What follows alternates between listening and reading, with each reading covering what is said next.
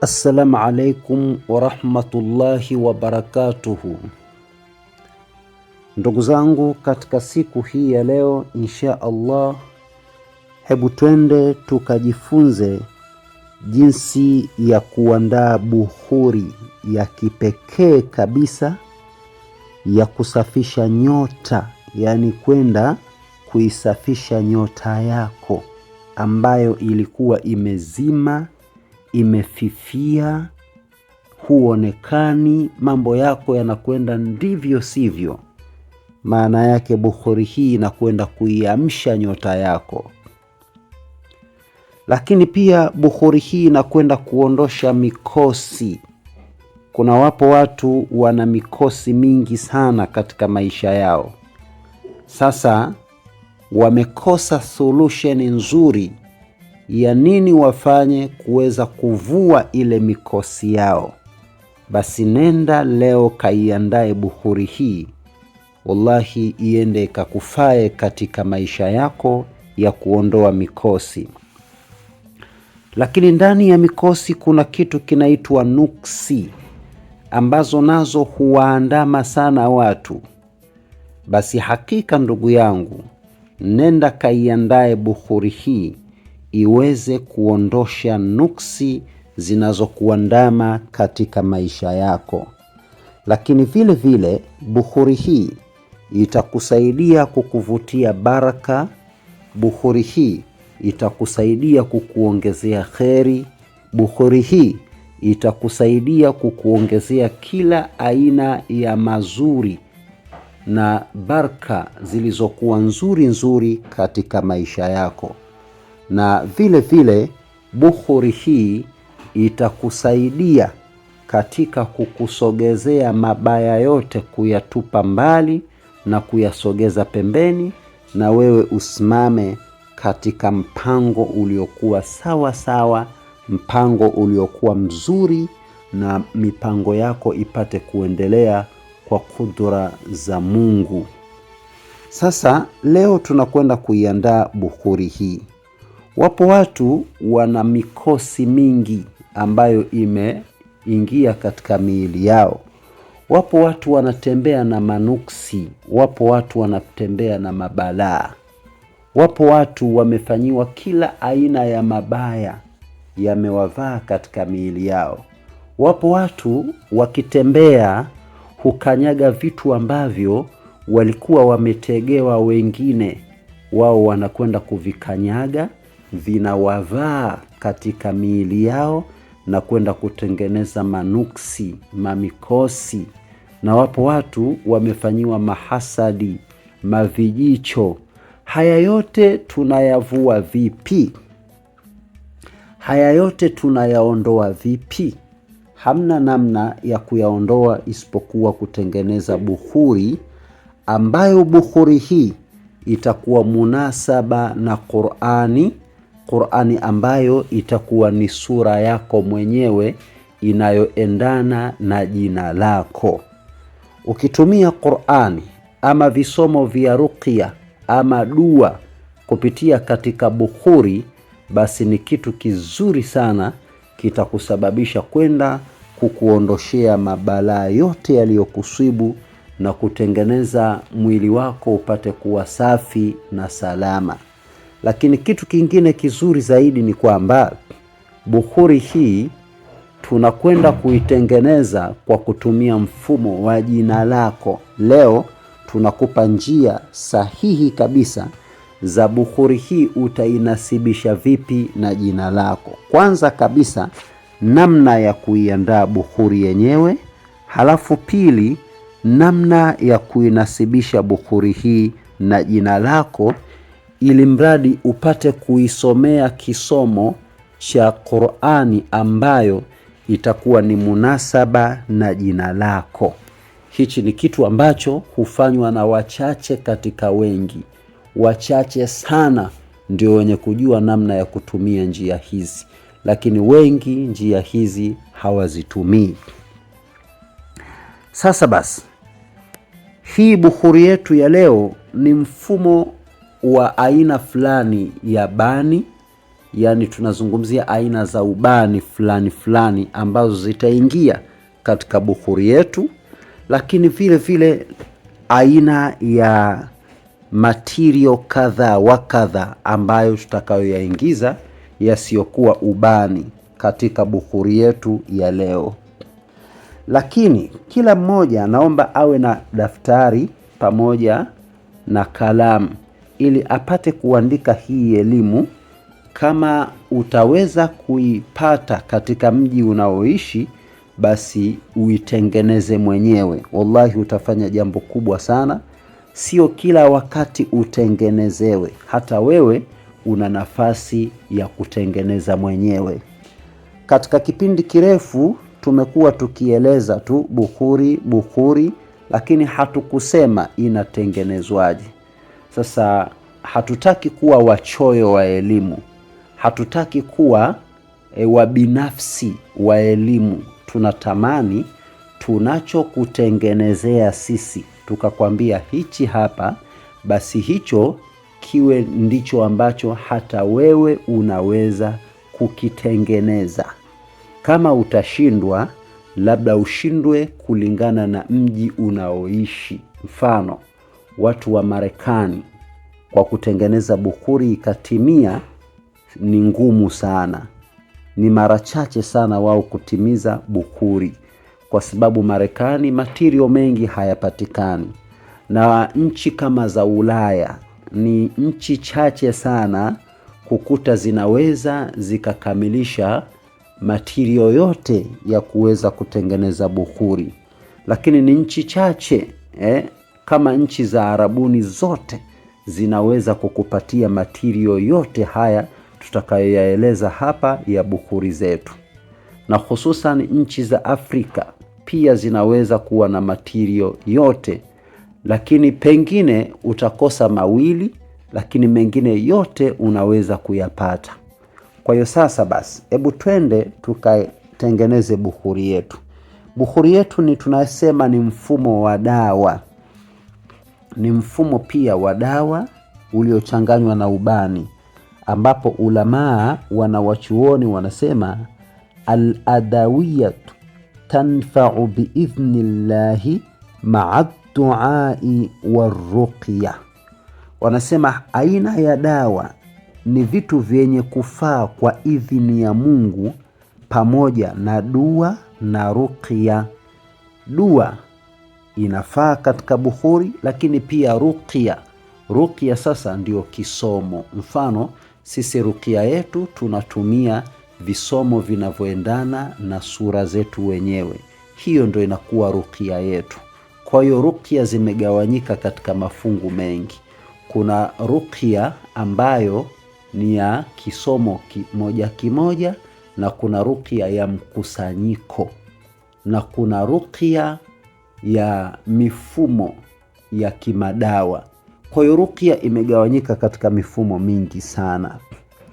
Lakini sasa sisi ruqya yetu ni ya kisomo kimoja kimoja.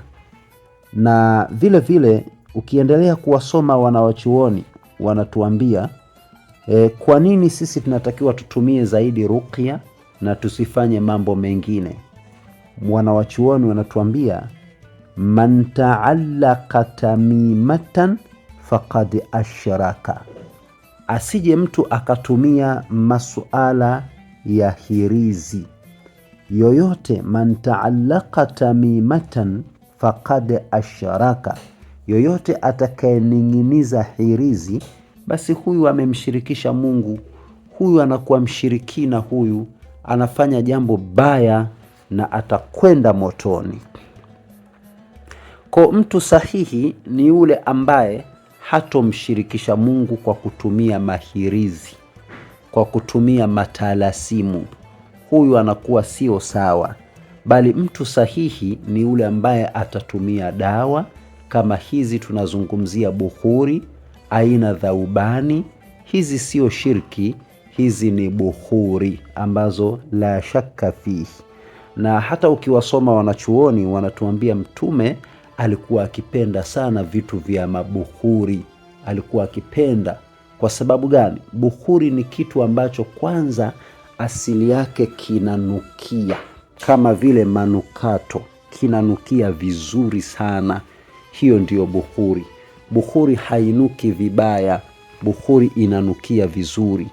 Kule kunukia peke yake ukiichoma kwako inavuta viumbe wa kheri, inavuta viumbe ambao wanapenda harufu nzuri, hata wale maruhani wenye kupenda harufu nzuri, kule kunukia kwa ile bukhuri. Tuliwahi kuzungumza kisa hapa kipindi cha nyuma kwamba kuna mtu alikuwa anapenda sana kuchoma udi, anaitwa Yusuf Shah, akatokewa na viumbe wa kijini, lakini si majini wabaya. Alafu wale viumbe wakamletea kibunda cha pesa nyingi sana.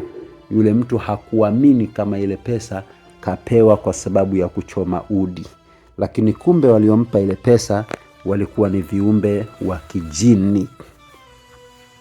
Kwa hiyo ukichoma harufu nzuri inavuta mambo mazuri, na kama kuna viumbe vibaya vinakwenda kuondoka kwa sababu ya harufu nzuri.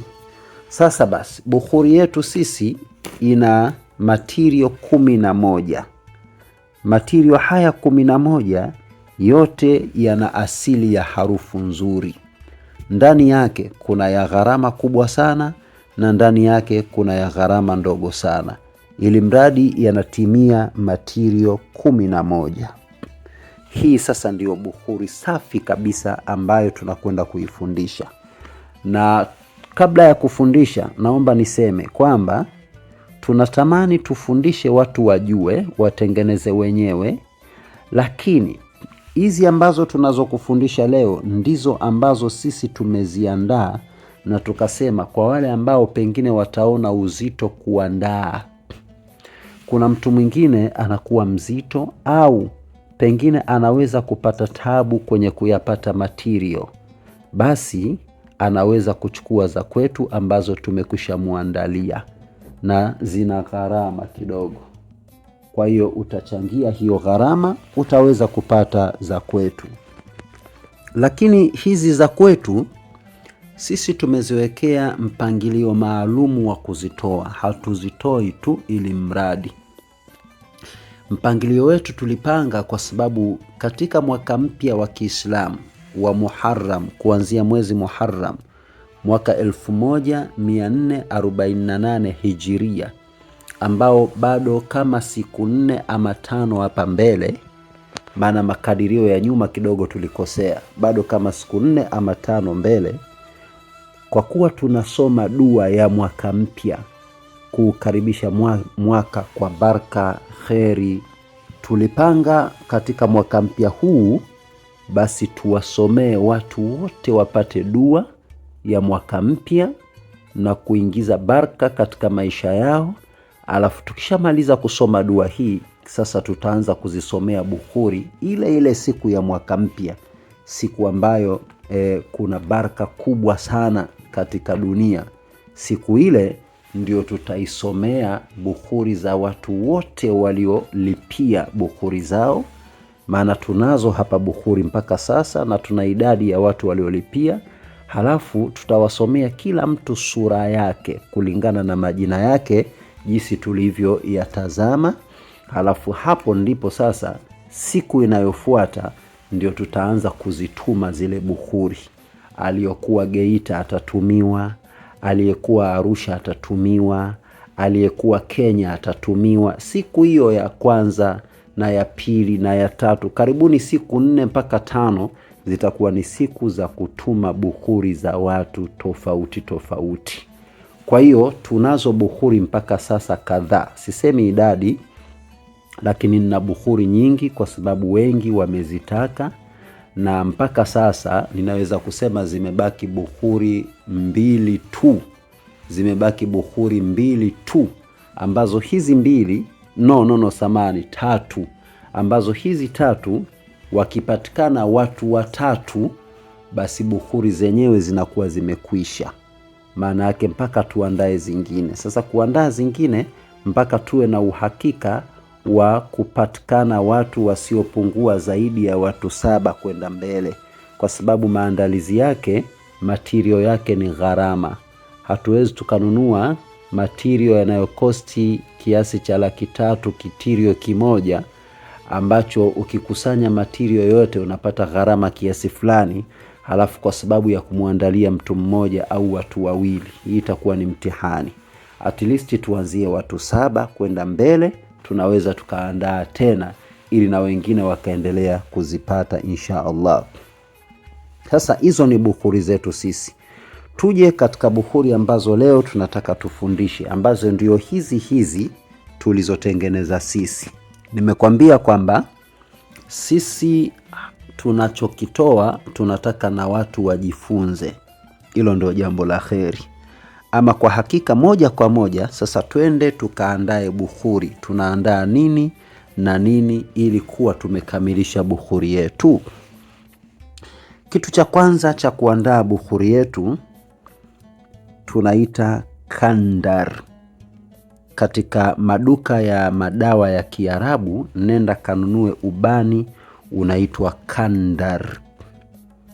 Huu ubani unaitwa kandar, unafanana, ni kama ubani mweupe fulani, lakini ukiutia mdomoni ukautafuna una asili ya uchungu. Halafu system yake ilivyo, unaweza ukautafuna ukawa kama Big G.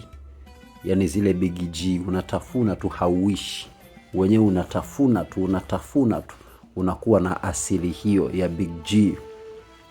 Huu ndio ubani unaitwa kandar. Haya, ubani wa pili ambao tunatumia katika bukhuri yetu ni jawi. Nenda kachukue ubani unaitwa jawi. Zote zinapatikana katika maduka ya madawa ya Kiarabu. Kitu cha tatu ambacho ni miongoni mwa material ya kwenda kutengeneza huu bukhuri yetu tunaita sandarusi. Nenda kachukue kitu kinaitwa sandarusi. Hicho kinakuwa ni cha tatu. Kitu cha nne utakwenda kuchukua ubani dhukura. Wengine huita zuhura, wengine dhukura, yote ni majina yake. Kwa kifupi upate ubani unaitwa dhukura. Jambo la tano au tirio la tano, tunasema upate kitu kinachoitwa mane. Kitu kinachoitwa mane, hii ni aina ya dawa, lakini pia ni mfumo wa ubani huu, unaitwa mane. Kitu cha sita upate miski nyeupe ya unga, sio maji, sio ya mafuta, upate miski nyeupe ya unga. Kitu cha saba upate miski nyeusi ya unga. 7 upate miski nyeusi ya unga. Jambo la 8 upate kitu kinaitwa kafuri. Pata kitu kinachoitwa kafuri, upate vidonge visivyopungua 21 vya kafuri. Pata vidonge vya kafuri visivyopungua 21. Jambo la 9 upate kitu hichi kinaitwa ambar abiyadhu au ambari nyeupe. Hii mara nyingi hutumika hata katika masuala ya pete. Mtu ili atengeneze pete ya bahati, sharti achukue jina la mtu, atazame nyota, kisha ajue mtu huyu anatumia pete gani, pete hii itakuwa na kito cha rangi gani, kisha katika kile kito ndo ataichomeka ile ambari nyeupe. Na ndio maana inauzwa ghali sana. Punje kama ya muhindi unaweza ukauziwa kwa kiasi cha 280,000 mpaka 300,000, au ikishuka sana 250,000. Hii inaitwa ambari nyeupe, ile OG kabisa. Achana na zile feki. Mtu anaweza akakuzia 30,000, 40,000, 50,000. Hizi mara nyingi zinakuwa ni zile feki. Lakini kuna zile original, kuzipata kwake ni ngumu sana. Ila zinapatikana kwa hapa kwetu Dar es Salaam, unapata, bei yake ndio kama hizo. Lakini hakuna ambari ya bei rahisi, labda uwe katika nchi za Kiarabu. Ukiwa katika nchi za Kiarabu unaweza kupata hususan ukiwa kama Omani. Mimi nimeishi Omani na ndio maana najua kule zinapatikana. Omani ukienda sehemu moja panaitwa Matraha, Al-Matraha. Pale Al-Matraha unapata. Tena wala haijifichi, ipo ya kutosha. Na ukienda sehemu panaitwa Sibu, hapo nazungumzia ni Maskati. Ukienda sehemu panaitwa Sibu utapata.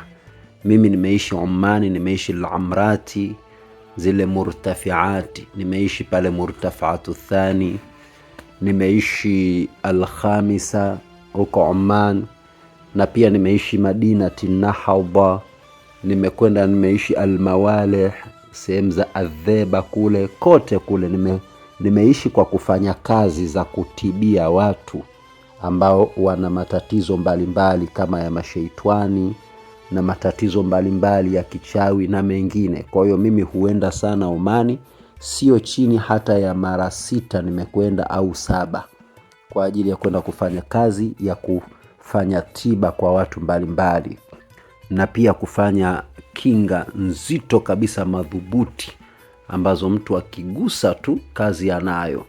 Visomo vya asma ahlal badri na kinga mujarrabu za hatari kuliko maelezo. Nimezifanya sana hizo kinga Arabuni. Kwa hiyo napajua vizuri, hususan Oman, hata Dubai pia, Abu Dhabi kule pia nimefika huko, Qatar, Doha kule, kote huko mimi nimepita. Alhamdulillah, kupitia hii shughuli ya tiba hii, shughuli ya dua hii, imenisababisha nimeingia nchi nyingi sana. Hizi nchi za Afrika ndo kabisa usiseme.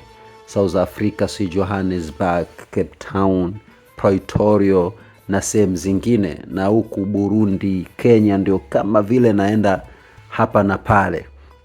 Manake ukiangalia hata pasipoti yangu zile stempu nyingi zimejaa za Kenya sana. Kenya mimi huenda sana Nairobi na huenda sana Mombasa. Kote huko naenda sana. Kwa hiyo kwa kifupi nimefanya hizi shughuli sehemu nyingi. Kwa hiyo najua nikisema ambari nyeupe inapatikana sana, najua sehemu gani inapatikana, sehemu gani haipatikani. Mfano hizi dawa tunazozitaja, ukienda Kenya upatikanaji wake ni mgumu kidogo, lakini zinapatikana na baadhi unaweza usipate. Na hususan pale Kenya ukiwa Nairobi, sana sana ni maeneo ya Isli pale ndio utazipata, lakini baadhi yake huwezi kuzipata. Najua kwa sababu huenda sana pale. Na ukiwa Mombasa, kote unapata, lakini sio kwa ukamilifu. Tanzania alhamdulillah tunazo, lakini pia sio zote. Mfano kisichopatikana Tanzania ni kama hii Faijal. Manake cha 10 hapa ni Faijal. Hii Faijal kidogo ni ngumu kuipata mpaka uiagize kutoka Arabuni. Halafu kitu cha 11 kinakuwa ni uvumba. Uvumba huu mwepesi kabisa kuupata. Kwa hiyo hivi ndivyo vitu 11 ambavyo unatakiwa uviandae. Vitu hivi utaviandaa kwa kuvisaga au kuvituanga katika kinu. Ukisha vituanga, automatically venyewe vitakuwa vinanukia vizuri sana. Vina harufu kali nzuri sana ukiviandaa. Vina manukato mazuri sana, lakini vyenyewe ni dawa kubwa sana na ni tiba kubwa sana. Sasa ukishaviandaa hivi vimekamilika, basi unachotakiwa uchukue jina lako na la mama yako, lipigwe hesabu mpaka ujue sura yako unayotakiwa kusomewa ni sura gani ndani ya Qur'ani. Ukishajua sura yako, sasa utaisoma ile sura yako mara idadi inayostahili kusomwa kupitia katika bukhuri yako. Ukishamaliza kuisoma ile sura, sasa ile bukhuri imekamilika. Anza kuitumia. Ile bukhuri utaichoma wakati umejifunika shuka, unaichoma. Tena sio vibaya kama umemaliza kuoga, umevaa vizuri, alafu ukachoma ile bukhuri ukatoka. Kwa sababu Hii ni moja pia ya manukato mazuri ambayo yananukia vizuri. Kwa hiyo unajifusha vizuri katika nguo zako, katika mwili wako, halafu unatoka. Hata mtu akikutana na wewe akisikia harufu yako anajisikia furaha. Anahisi kama umejipulizia perfume. Kwa hiyo haina shaka kabisa katika harufu yake. Sasa bukhuri hii utajifusha asubuhi na usiku kwa muda wa siku 7. Asubuhi wakati unaenda kwenye shughuli zako, na usiku wakati umerudi nyumbani unataka ulale, jifushe. Hii itakufaa sana. Lakini pia hii unajifusha wewe kama umeishaisomea sura yako. Unajifusha wewe peke yako kwa sababu inayo sura yako wewe. Asijifushe mtu mwingine. Ujifushe wewe peke yako. Kama upo na mwenzako, rafiki yako, mume wako, mke wako au mtoto wako, basi iandae nyingi, alafu uigawe mara 2 au mara 3. Kiasi kimoja uisome kwa sura ya mtoto wako, kingine uisome sura ya mke wako au ya mme wako, halafu kila mmoja awe anatumia ya kwake. Halafu yoyote yule ambaye ni muhusika wa nyumba anaweza kuruhusiwa kuichoma nyumba nzima ya kwake. Mara moja tu utachoma kila chumba kidogo kidogo. Baada ya kuyamaliza hayo, wallahi bukhuri yako itakuwa safi. Jifushe kwa muda wa siku 7, asubuhi na jioni. Halafu tena kwenye biashara yako unaweza pia ukaichoma. Sio vibaya kama utaichoma japo mara 3 katika biashara, basi wallahi itakwenda kukuletea baraka kubwa sana na itakuletea kheri kubwa sana, na wallahi itakutengenezea mvuto mkubwa sana, na itakuondoshia nuksi, itakuondoshia mikosi, itakuondoshia mabalaa, na itakuondoshia kila aina ya ubaya. Hivyo nafikiri hizo ndizo njia sahihi za kuandaa bukhuri. Bukhuri ambazo sisi tayari tumekwisha ziandaa, na tukasema tutazitoa bukhuri zetu mwaka mpya wa Kiislamu tutakapofanya dua ya pamoja. Halafu tukamaliza dua. Sasa hapo ndipo tutawasomea watu wote waliolipia bukhuri zao. Tukimaliza, siku inayofuata itakuwa ni siku ya kuwatumia watu bukhuri zao. Ndani ya siku 3 mpaka 4 mpaka 5 zitakuwa ni siku za kwenda huku na huku kutuma bukhuri. Kwenda bandarini kuwatumia watu wa Zanzibar, kutoka hapo kwenda Mbezi kuwatumia watu wa mikoa, kutoka basi itakuwa ni siku za kutuma tu bukhuri ziwaendee wahusika. Sijui kuingia Kariakoo kuwatumia watu wa Kenya na Burundi na sehemu zingine kama Rwanda. Wote hawa, nchi zote hizi tayari tumekushapata watu ambao wanahitaji hizi bukhuri, na wengi wamekwisha lipia. Walioweka oda kwamba niwekee, hawa hatujawahesabu sana kwa sababu hawana uhakika. Inawezekana siku ya siku mtu umemwekea, alafu kuna watu wamekosa, alafu wewe unasema nimeingangania oda ya mtu. Alafu siku ya siku unamwambia vipi bukhuri yako, anakuambia mimi bana sijajiandaa. Au vipi bukhuri yako humpati kwenye simu. Sasa inakuwa tena mtihani. Sasa tunaona ni bora tuweke oda kwa yule aliyelipia. Huyu tuna uhakika tu tukimaliza jambo lake tunamtumia, kuliko yule mtu ambaye bado hajalipia baadaye tukaanza tena kusumbuana. Hicho kitu tunaona tukikwepe kidogo ili kutokuja kuleta shida. Kwa hiyo kama wewe unahitaji bukhuri, tunazo bukhuri 3 zimebakia, na kama watapatikana zaidi ya watu 3 zaidi ya hapo, tunaweza kuangalia namna ya kufanya kwa ajili ya kuongeza hizi bukhuri. Insha Allah, kama unahitaji unaruhusiwa kulipia kuanzia leo, kuanzia sasa, ili uchangamane na wenzako siku ya kuanza kutumwa bukhuri, na wewe ya kwako utumiwe. Ya kwako pia itumwe insha Allah, nawe ikufikie. Tunawashauri sana watu waliokuwa nje kama vile Uingereza, kama vile Marekani na nchi za mbali kama hizo Arabuni, kutuma kwa njia ya DHL ni gharama kubwa kidogo. Kwa sisi hatupendi kuona mtu anatoa gharama kubwa kwa ajili ya kumtumia kitu ambacho kina gharama ndogo. Tunaomba watu hawa wawatume ndugu zao.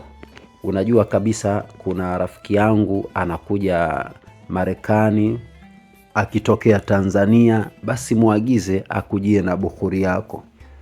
Tuko tayari kuendelea kukaa na bukhuri za watu ambao watachelewa kuagiza bukhuri zao kulingana na umbali. Tutaishi na bukhuri zao mpaka siku ambapo watapata watu wa kuwasafiri nazo zile bukhuri, ndipo tuweze kuwapatia. Kuna mwingine anaweza kaa na ndugu yupo Kenya, anataka kwenda Marekani, basi unatuagiza, tunaituma Kenya, anaipokea ndugu yako, kisha anakuletea huko Marekani. Kwa hakuna kitakachoharibika. Inshallah, kwa yoyote ambaye anahitaji bukhuri kwa sasa, bukhuri zetu sadaka yake ni shilingi 50,000 ya Kitanzania, lakini kama upo mbali utalipia na gharama ya usafiri, transporter, kama vile usafiri. Kwa hiyo tutaongea upo wapi, tutakwambia transporter ya huko ni kiasi gani, utalipia 50,000 pamoja na transporter ya sehemu unapopatikana. Kama upo Tanzania, Dar es Salaam, basi tutakuelekeza sehemu ya kuja kuchukua. Kama upo Tanzania mikoani, labda Mwanza, Singida, Mbeya, wapi, basi pia utalipia transporter ya kukusafirishia. Pia kuna viwango vyake. Inshallah, kwa yoyote ambaye atakayehitaji bukhuri zetu, basi milango iko wazi, tunazitoa hizi zilizobaki, tunakujaza na wewe unakuwa ni miongoni mwa wenye kusubiri bukhuri zao. Lakini wale wenye kuweza kutengeneza wenyewe, elimu ndiyo hiyo, nendeni mkatengeneze wenyewe. Mwisho kabisa tunasema kwamba tusiache kusubscribe pamoja na kushare. Wassalamu alaikum wa rahmatullahi wa barakatuhu.